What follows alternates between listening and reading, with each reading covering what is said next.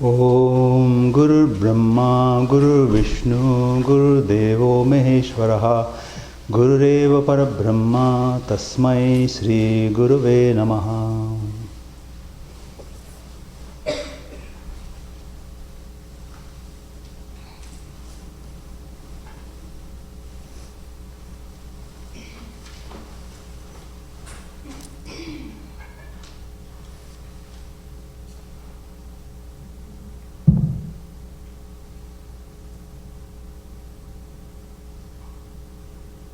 This song was sung by Swami Vivekananda at Balaram Basu's house in front of Thakur. Brief meaning of this song is: when will I have that divine love enter in me? When I will be pure in my mind, heart and intellect, and will go to the abode of divine love, Vrindavana. When will I be free from work and worships? When will I be free from caste and creed's pride? When I will be free from fear, shame and hatred? When will I go to the abode of love, Vrindavan, and I will go to the abode of Sri Hari?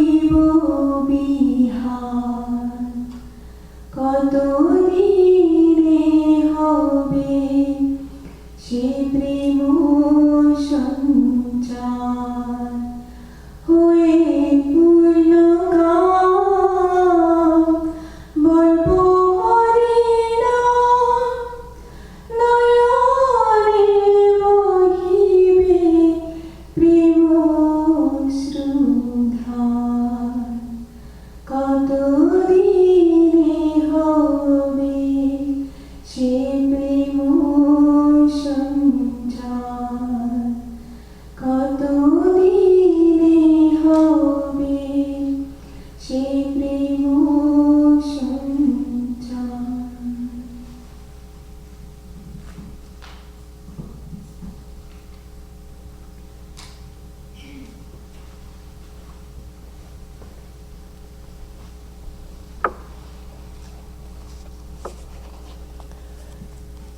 I'm reading from the book Talks with Swami Vivekananda. The place is Illumined, year 1901. Swamiji says, realization of the truth is the essential thing.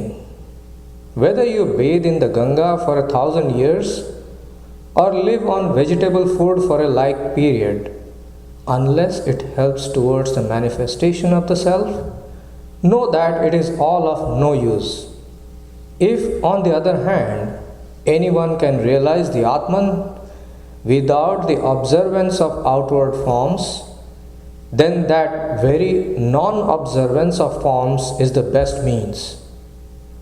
But even after the realization of Atman, one should observe outward forms to a certain extent for setting an example to the people. The thing is, you must make the mind steadfast on something. If it is steadfast on one object, it attains to concentration. That is, its other modifications die out, and there is a uniform flow in one direction. Many become wholly preoccupied with the outward forms and observances merely, and fail to direct their mind to thoughts of Atman. If you remain day and night within the narrow groove of ordinances and prohibitions, how will there be any expression of the soul? The more one has advanced in the realization of the Atman, the less is he dependent on the observances of forms. Disciple asks the question, please bless me that I may attain self-realization in this very life. Swamiji, what fear? If there is sincerity of spirit, I tell you, for a certainty, you will attain it in this very life. But manly endeavor is wanted. Do you know what it is? I shall certainly attain self-knowledge. Whatever obstacles may come, I shall certainly overcome them. A firm determination like this is Purushakara. Whether my mother, father, friends, brothers, wife and children live or die, whether this body remains or goes, I shall never turn back till I attain to the vision of the Atman. This resolute endeavor to advance towards one's goal, setting at naught all other considerations, is termed manly endeavor. Otherwise, endeavor for creature comforts, even beasts and birds possess. Man has got this body simply to realize self-knowledge. If you follow the common run of people in the world and float with the general current, where then is your manliness? Well, the common people are going to the jaws of death. But you have come to conquer it. Advance like a hero. Don't be thwarted by anything. How many days will this body last with its happiness and misery?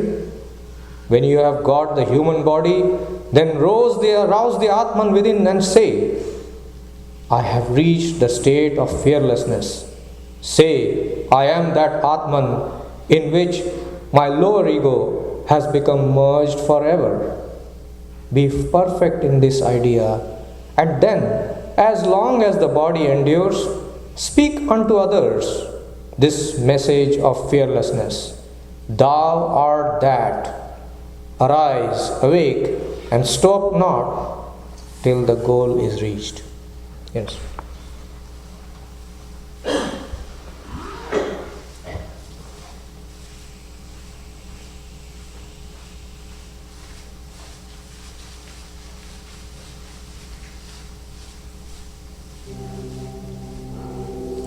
Meditation. Short period of meditation.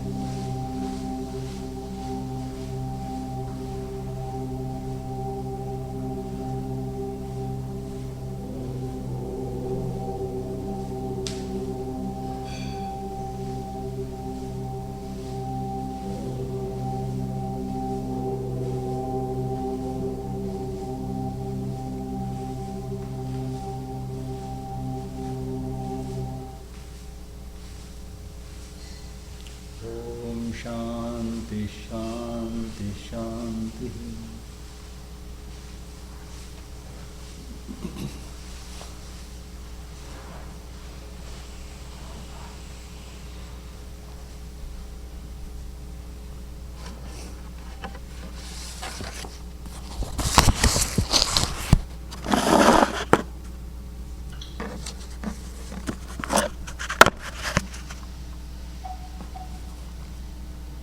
Good morning. The topic that's been assigned to us by Swami is Be Illumined, and it's a fitting topic after the inspiring music that we've heard and the rousing words of Swami Vivekananda. The expression Be Illumined, of course, is meaningful in its own right, but I believe it comes from the incident at Kasipur Garden House on Kalpataru Day, January 1st, 1886. So Sri Ramakrishna, you know, well, that was the final year of his earthly existence. He was at the Kasipur Garden House, and people used to visit him that day, January 1st being a holiday. Many householder devotees were visiting him, and by around noon, many of them had gathered in the garden house. Sri Ramakrishna that day was feeling well, and in the afternoon around 3 p.m. Said he wanted to go out for a walk. So he walked slowly down from his room and down the path towards the gate. The householder, the devotees who were in the garden had not expected him to come down at that time because he wasn't really very well. So as soon as they saw him, they were of course overjoyed. But they kept their distance because there was a sort of an unwritten agreement amongst the devotees that they wouldn't disturb him by touching his feet, his health being so delicate. So they just were greeting him from a distance. And Sri Ramakrishna was acknowledging them until he came to a point where he saw Girish seated also at a distance. And at that point, Girish got up and actually came towards Sri Ramakrishna. And then Sri Ramakrishna asked him, "Well, Girish, I hear that you have been talking about this meaning him, about Sri Ramakrishna. I hear you've been talking about this as an avatar. What have you seen in me that you are proclaiming me thus to others? This was the question he asked. Then Girish bowed down immediately and said, you see what presence of mind. He said, what can I say of that being whom even Vyasa and Valmiki had difficulty describing? Very amazing answer at the spot for Girish to say that shows you he's not an ordinary person either. Sri Ramakrishna was very pleased with that answer and said, may you be blessed with spiritual awakening. At that point, Girish touched his feet. Seeing Girish do that, other devotees came forward and started touching his feet, and Sri Ramakrishna entered into a state of samadhi, bhava samadhi. Now this expression, may you be blessed with spiritual awakening, I'm quoting Swami Jagadananda's translation of the Leela Prasanga, Swami Sharadanda's work. But in Swami Chaitananda's translation, it's given as, may you all be illumined. That's where the expression comes from, be illumined. And one by one devotees started coming to him and he was blessing all of them, and each of them seems to have gotten some kind of experience of their spiritual ideal in that moment. People watching that from a distance felt this was sort of, they resembled almost a group of lunatics in the way they were reacting. They were in some kind of ecstasy and experience. Ramchandra Datta, one of the householder devotees, later on described this as the Kalpataru. Sri Ramakrishna had become the Kalpataru.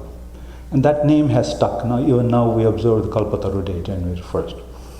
But as Swami Sharadananda points out, it's not exactly an appropriate description, because the Kalpataru is I guess a cow. I mean, that sage Vasishta had in his ashrama, but it gave whatever you wanted, good or bad. It's just a wish-fulfilling entity. But in the case of Sri Ramakrishna, he was blessing them with spiritual progress, spiritual experience. And so the word Kalpataru may not be the right expression. He suggests it was the self-revelation of the Master. He was revealing himself as a being able to quickly accelerate a person's spiritual growth and have spiritual experience. It's interesting that, as I said, around 30 devotees were involved. None of the monastic disciples were involved. They were present. I think Latu and someone else took the opportunity to clean Sri Ramakrishna's room, because he's not in the room. So that's what they were doing, and they were observing what was happening in the garden, but they didn't go down. Really interesting experience, even to read about it. So Sri Ramakrishna said, be illumined, and people were illumined. In the history of spiritual traditions of the world, the words of great spiritual souls are very powerful. They're not ordinary words. They're very effective. We know that in the Gita, Sri Krishna says in response to Arjuna's request, could I see that divine form of yours? And he just says, Pasyame Partha Rupani, see my form. And then he also adds, you won't be able to see it with this eye. Dadami te divya chakshu. I'm giving you a kind of spiritual eye by which you will be able to see this. And then you know what happens. Arjuna has that revelation of the cosmic form of Krishna. In the Bible, we hear that Christ visited, there were sisters, I guess, Martha and Mary, and they had a brother, Lazarus, who had passed away before Christ could come there. And when he arrived, they told him, look, if you been here, you could have prevented it. Now he's no more. But Christ went to where he was buried and called him to come out. And the story is that he did come out. Well, whatever else one may read into that story, the point is this spiritual principle is right, that the words of a realized soul, a great spiritual personality, are very powerful. And without our will, we will have to act on them, no matter how miraculous it may seem. In the life of Shankaracharya, he was in his wandering days, he met a small family. The parents, this is Pandit and his wife, and they had a child who was behaving like sort of like the Jada Bharata in the Mahabharata, that is, he wouldn't speak, he wouldn't do anything on his own, and the parents were very disconcerted and wondering what could be done about this. So when Shankara was visiting, they asked, could you please do something? And Shankara, what he did was he went directly to that boy and asked, who are you? Who are you and where are you going? Now imagine asking a question of a person who, by all accounts, was not speaking, had no intelligence. But the power of that question, Shankaracharya asking that question, immediately elicited a response. The boy spoke, and he gave 12 verses. In his answer was 12 verses of very profound Vedanta. In the case of, in our times, in the case of Swami Vivekananda, we've all read of that incident in Bilramat when he was teaching the Upanishads, and he said emphatically, Brahman is here. And everybody was transfixed at that moment, experiencing something. So again, the power of the words of a realized soul. On a bigger scale, in Chicago, when he said Sisters and Brothers of America, what makes, it was about in thousands, like 7,000 people, what made them applaud is really a mystery. But it seems to me that the sincerity and truth in those words that he actually felt, you are my sisters and brothers, elicited that spontaneous reaction from the audience. And it wasn't a short applause, it continued for some time. In the case of Sri Ramakrishna, we just talked about being illumined, what he said on Kalpata already, but there's another one where Swami Pramatananda was often fond of quoting this one. He used to, at the evening, he used to go on top of the kuti and cry, oh my children, where are you? Because he's waiting for his disciples to come, because he wanted to teach them. And he used to cry like that, oh my children, where are you? And eventually the disciples started coming. But Swami Pramatananda used to make this very important point that we're also coming as a result of that cry. That the words of the great soul are not finished at that moment. They continue to have an effect, and that even our coming here is a result of that call. So in like this, you see that in the history, and more examples of this kind can be given, but in the history of spiritual traditions, when an illumined person, a spiritually advanced person says something, their words are powerful and they have very great effect. So when Sri Ramakrishna told these people, be illumined or may your consciousness be awakened, it was, at least at that time. Now the question is, what is illumination? What did Sri Ramakrishna's words mean? Of course, the people at that time didn't need to sit and think about it. They had a spontaneous experience. But now we're looking at it and we can ask ourselves, what do these words mean? Illumination is the same as spiritual realization. That's what we're talking about. When he says be illumined, be spiritually realized. We've discussed this before. Realization means awareness. Be aware of your spiritual nature. Now, neither illumination nor realization is a one-off experience. I had it then, I don't have it now. It's the switch is either on or off. But it is a heightened awareness or an awakening that stays with you. Awakening is a beautiful word, so much so that Swami Vivekananda felt that there was a new awakening as a result of Sri Ramakrishna's advent. And when he wanted to create a journal through which Sri Ramakrishna's thought could be propagated, he called it Prabuddha Bharata, Awakened India. So this awakening is the special feature of illumination or realization, and it's a continuous awareness. It's a fundamental assertion of Vedanta that experience is for everybody. That it is not restricted to certain people and not possible for other people. All can experience this.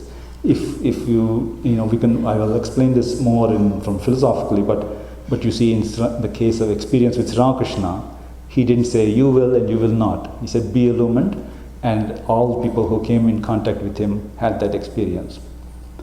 So the fundamental assertion of Vedanta, something we have to remember, and something that came through in the reading also, is this is something that we can all experience and which we can all aspire for and make an effort for. In fact, Swami Vivekananda has very clearly, and Sri Krishna of course also very clearly said, this spiritual experience, the realization, is the goal of life. And beyond that, it is not just an experience that you have for yourself and hide it. Christ had this analogy. You light a candle or a lamp, you don't hide it under a bushel. If a lamp is lighted, that light is for everybody. So it's not just to realize for yourself. Realization is the goal of life. It's not just to realize for yourself, but to translate that experience into action as well. So this is the concept of the Jivan Mukta. And I've told you this before, that otherwise, if we see again, look at the antecedents. If just realization is the goal of life, then why did Sri Krishna continue to live and to teach after his realizations? There's more to it.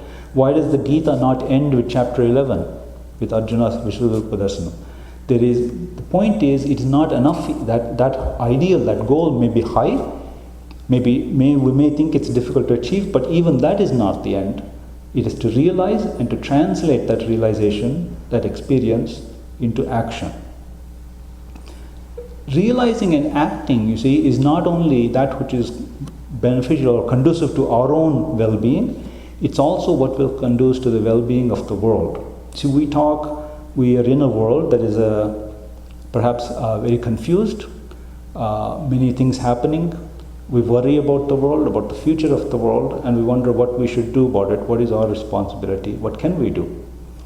But it seems to me there are many things we can do, but one of the most powerful, one of the most effective is to try to realize your own spiritual identity and to translate that into action. I think it is the only way to bring about a peaceful world. Fundamentally, it's the only way to resolve conflict and to promote understanding. So therefore, make sincere efforts to realize for your own sake and for the sake of the world. This is why Swami Vivekananda, in formulating the ideals of the Ramakrishna Math and Ramakrishna Mission, chose that expression, Atmano Mokshartam Jagat Hitaya, for one's own spiritual realization, but also for the well-being of the world. So those two things have to go together. Now, that is about illumination or realization. But in many traditions, spiritual reality is described as light. So illumination always carries with it an idea of light. Spiritual reality is described as light. We've discussed this before. I told you about, for example, in the Old Testament, Moses and the burning bush. He thought he saw something which is the bush he thought was burning, but it was a strange fire that wasn't consuming the bush. It was actually light. Buddha spoke about, when they asked him, what is the state of the Buddha? He said, the light of truth has illumined my being, and the light of truth will illumine your being as well. So truth, in Buddha's words, is depicted as light. Krishna, in the Gita, you find many, many, many references to light, but he says, I am the light of all lights, illuminating all beings. That expression also occurs in the Upanishads. And when Sanjaya describes the Vishwarupam, that only he and Arjuna were able to see, in the Gita, the expression he uses is, if the light of 1,000 suns were to blaze forth all at once in the sky, that might resemble the splendor of that being. Light of 1,000 suns, you can imagine how bright that is. So also that expression was used by Oppenheimer after the first atomic explosion to say how bright and powerful that was. But look at Sanjaya's description. Light of 1,000 suns is the nature of that spiritual being. And in many places in the Gita you have the idea of Gnana Agni, that is, wisdom is like a fire that burns impurities. In other religions there is the idea of fire worship. But what is it they're doing when they worship the fire? The fire is a symbol of the spiritual reality. Again, it's the worship of light, or the reality that light represents. Sri Ramakrishna has often said, Brahman is light. We find this statement in the Kadamritam. Brahman, that is our spiritual ground, is light. And then he qualifies it, but not material light. He also said, you approach God in any way you like, through whatever name and form appeals to you. But as you move forward, as you make progress in your spiritual life, what happens? The names and forms fall away and light remains. Actually, this is a good exercise for those who like to do this. Go through the Kadamrita and find all the places where Sri Ramakrishna compares the spiritual ideal with light, and you'll be amazed how many there are. He also, of course, as you know, his first experience in the Kali temple, when he was so overwhelmed that he had not experienced the presence of the Divine Mother, was about to kill himself. What he saw, what did he experience? He said waves and waves of light overwhelmed him. The Upanishads also speak about the spiritual ideal of light, and they speak of us as light. We are sparks of light. That's an expression in the Upanishad. Brahman is the ultimate light. In the Gayatri prayer that we all repeat, it's also a prayer about light. Savitra, that light, may that illumine my understanding. It's a prayer to spiritual truth as light, that it may illumine my understanding. In Sri Ramakrishna's sadhanas, as described in the Kadamrita and in the Leela Prasanga, he explains how he used to meditate on the flame of light. So he used to take a light flame and meditate. How? He actually looked at it. He said, there is as you go from the outside of the flame towards the inside of the flame, it's getting hotter. So first outer part of the flame is red, the inner part is white, and then the innermost part is invisible, because it's so hot you can't see it.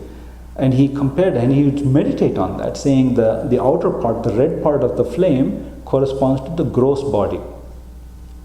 The white part of the flame corresponds to the subtle body, or the mano. In terms of koshas, the first one is the Annamaya kosha, and the white part of the flame corresponds to the Manomaya kosha, and the intense part that is not visible, he said, it's the Anandamaya kosha, which is the innermost sheath.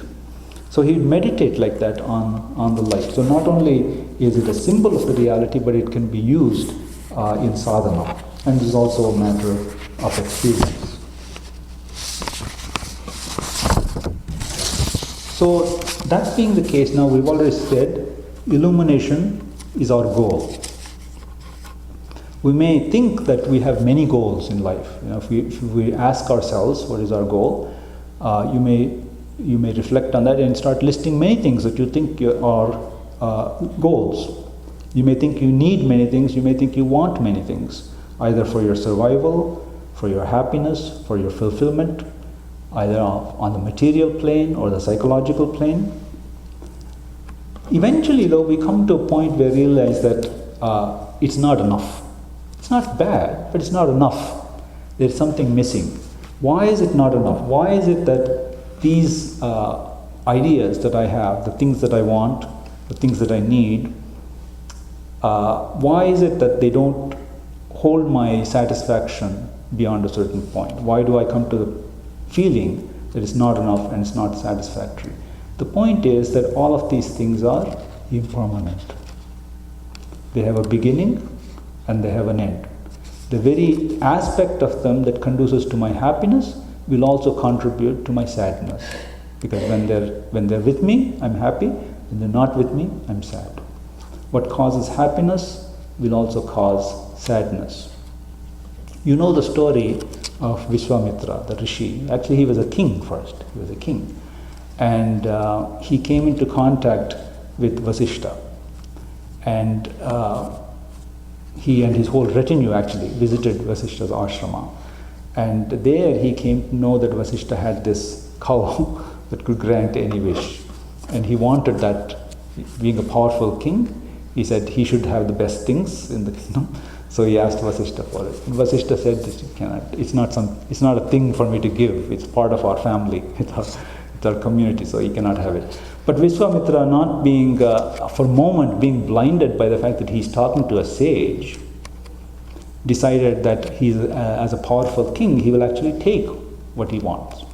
And he tried, and of course he was disappointed. And that was a shock to him. I have so much strength, and yet this sage, who apparently doesn't have a kingdom, doesn't have my wealth, doesn't have my army, and yet he's able to defeat me. So that means there's something else. So that turned his mind to looking. Now it took him a long time, of course, to figure out exactly what spirituality is. And thanks to him, we have some kind of description of that whole spiritual process and the obstacles that one faces. But he figured it out eventually, that spiritual realization was the most fulfilling. He didn't even want to be a Rajarshi. When he did so much tapasya to reach the spiritual level of Vasishtha, and I think the blessing he got was, yes, you're a Rajarshi, a king who's also a rishi. He said, that's not enough, I want to be a Brahmarshi. So he understood that all of the other things that he thought he wanted, he found them wanting in the context of the higher ideal. So we want something that is the highest. We want something that doesn't change. We want something that is permanent. We want something that will not make us happy at one moment and sad at another moment. So eventually, the questioning of where can I find that which doesn't change leads us to look from the outside world of the changeful phenomena that we observe around us and look inside and ask ourselves, who am I? This is not magic. We started with Sri Ramakrishna blessing people, touching people, and they had immediately some kind of experience. The actual sadhana, especially as described by Swami Vivekananda in the reading, is not magic. It's a matter of reflection, thinking, what is it I want and how do I get it? And then realizing that the changeful world will never make me happy. And then to ask, then where will I find happiness? To look within. And finally, to ask this question, who am I that is experiencing all this? Am I a body that is born and that will die? To make a long story short, no, I'm not a body. I am a witness of all the changes in the body. I was born, I'm growing old, eventually I will die, this body will be given up. I'm witnessing the changes in the body. People say, if you take photographs of yourself, throughout your life, when I was a baby, when I was a youth, when I was in middle ages, old age, you see, that's me. You say that's me in all of those instances. But the body has completely changed. The baby is not here anymore. And yet you say that's me. So that's kind of a way of arguing that I am not the body. Am I the mind? The thoughts that I experience? I'm happy one moment, sad the next, calm one moment, disturbed the next, worried one moment, assured the next. Again, we see, I'm the witness of all these changes. Thoughts come and they go, but I remain the same. I'm the witness of all the thoughts. Therefore, I'm not the mind. If I'm not body or mind, then what am I? The answer of Vedanta is, you are consciousness. I am consciousness. And that consciousness is loving. It's a very interesting and profound idea. It's not just consciousness.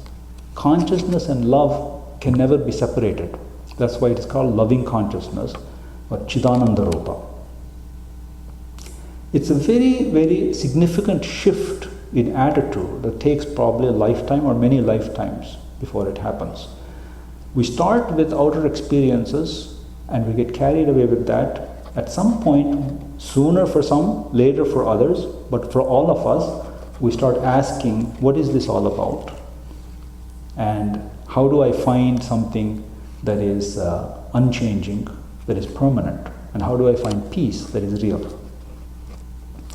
So, in practice, again going back to the great souls, this is not theory, this is something that can be realized and experienced. And again, looking at great souls like Sri Ramakrishna, you know that it can be realized even in the most difficult of circumstances. Sri Ramakrishna suffering with the pain of cancer, at a time where I don't think they had as good treatments as there are now, so that pain was very real.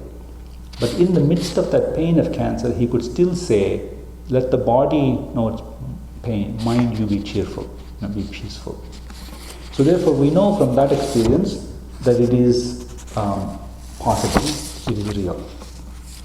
So then this brings us to the next question of what are the signs of illumination?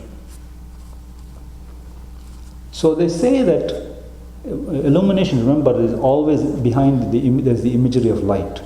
They say that an illumined person's face shines. Well, that's almost a tautology. If it's illumined, there's light, and where there's light, it looks shining. But in the Upanishads, you find this expression, your face shines like a knower of Brahman.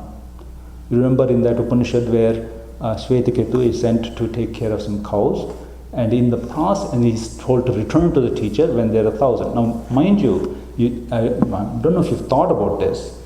Shvetiketu had no knowledge of taking care of cows. Even if he did, taking care of 1,000 cows, one person, just imagine, it's not a trivial matter. And he sent out without any training and do this and come back. Even the very process of bringing back 1,000 cows, can you imagine the practical logistics of that, one person? So it's kind of a strange kind of challenge that the teacher gives him. But he doesn't question it, he does it. And in the process, he learns a lot, enough that when he returns, the teacher immediately says, your face shines like a knower of Brahman. Who has taught you? And he says, other than human beings have taught me, but I wish to hear the truth from you. So that expression, face shines like a knower of Brahman, that is certainly a sign of illumination. But probably to see that, you yourself have to be illumined to understand that somebody's face shines like a knower of Brahman. Otherwise, we may just pass by as an ordinary person.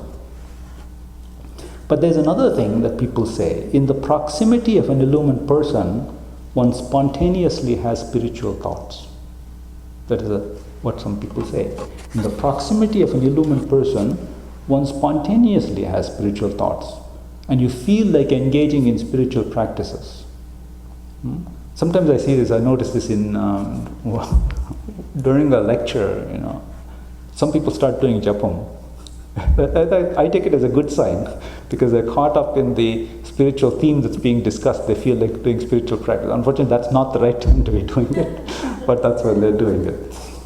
So they feel like engaging in, in the proximity of a person who is illumined, we feel like engaging in spiritual practices. The idea is given that if you come near fire, you will feel the heat. You can warm yourself near the fire. It is said that even the insect realizes God. Why? Because of its attraction to flowers, it somehow makes its way to the altar and is there in the proximity of God. Now, this is what books say, that in the proximity of a person who is illumined, you spontaneously have spiritual thoughts. But if you think of the history of the world, we know that great spiritual souls have been persecuted, killed. So how do we reconcile these things? Like the worst case is Christ himself, right? He's crucified. It seems that actually what happens in proximity to an illumined soul is truth manifests. Our inner nature starts to manifest. Now, before we can get to the essence of who and what we are, we've got to shed a lot of baggage. A lot of baggage that we've accrued over many years, many lives. Where will that baggage go? Well, it depends. Sometimes it may just be pushed to the side. Sometimes it may manifest. There's a saying, when sometimes if you ingest a substance that is toxic, the only way to get it out is to induce vomiting. It has to come out. It seems to me that where there have been very negative persecution of spiritual people, it is because the people around them had a cleansing to do. Unfortunately, that cleansing was done at the expense of the spiritual person. It's like poison. There's a mythological story of churning the ocean of milk. Devas and the asuras wanted to churn the ocean of milk because they wanted to get this amritam. But you all know the story. What happens when they do the churning? First, there's churning with a snake. That's pretty hard to do, and a mountain on top. But what comes first is poison. Poison comes. So when you're that story, by the way, has many interesting interpretations, and it's worth a discussion on its own. But the point is this, that when you're in the presence of a spiritual person, sometimes what happens is exactly what you are will come out. And there are some layers that need to be cleansed. And if it's very negative, the only way it will come out is manifest. And unfortunately, the spiritual person takes the brunt of that. So it seems to me that's what happens. Christ's crucifixion is an example of this, and people even quote it now that as a result of his death, a lot of peace has come to the world. Maybe not, but the point is that those people who had to do that, well, we're still talking about it, and we see the injustice of that, and from that at least we understand, how one should behave. So evil and violence in people could also come out. And maybe as a result they discover peace within. Now, in the case of Sri Krishna, Girish Ghosh was not like the other devotees. He used sometimes language that was very offensive, and that many of the other devotees would become a little enraged. But Sri Krishna took it. And when asked about it, Girish again, Girish is really remarkable sometimes, the insight that he has.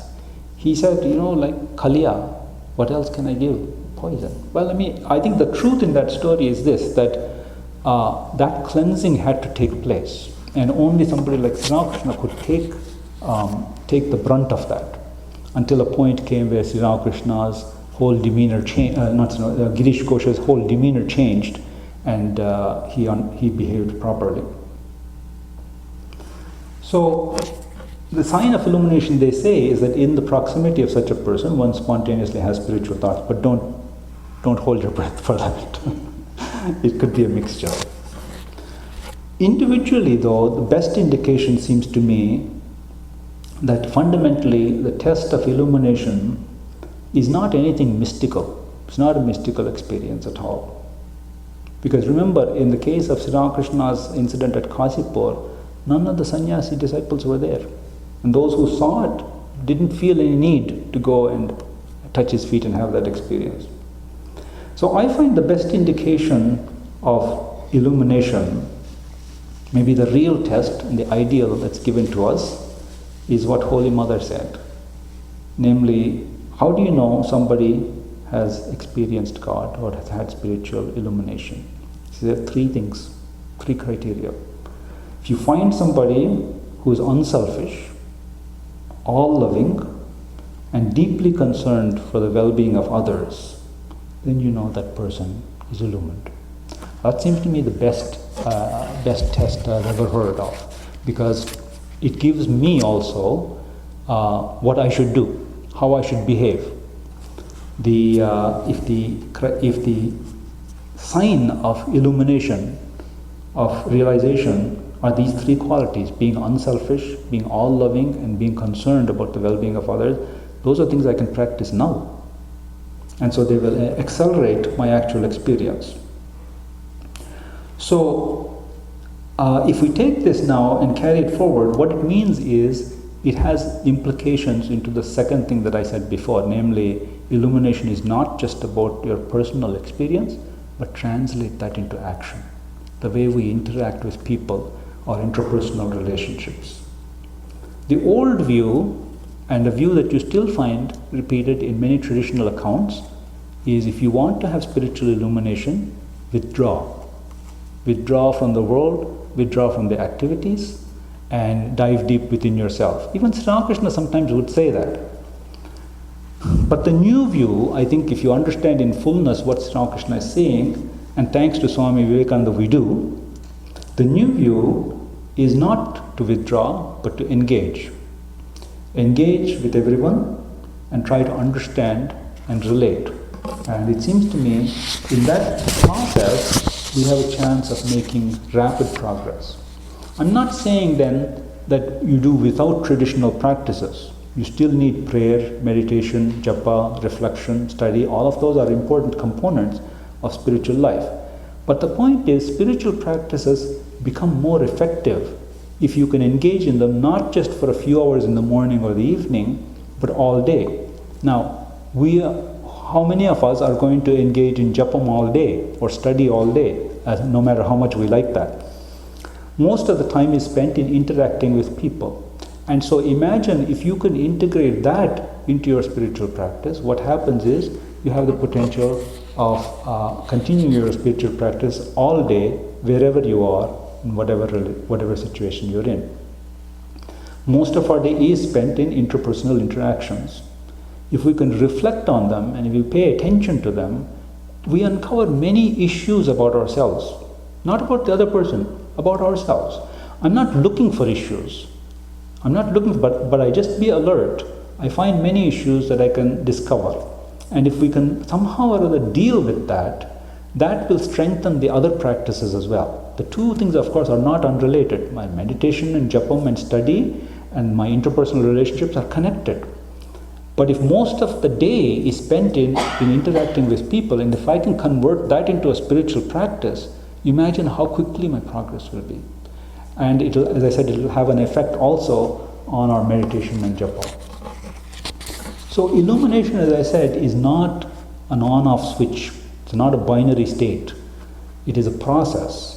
There are degrees of illumination, because after all, it's about awareness and understanding. Your understanding grows, it matures, it becomes full.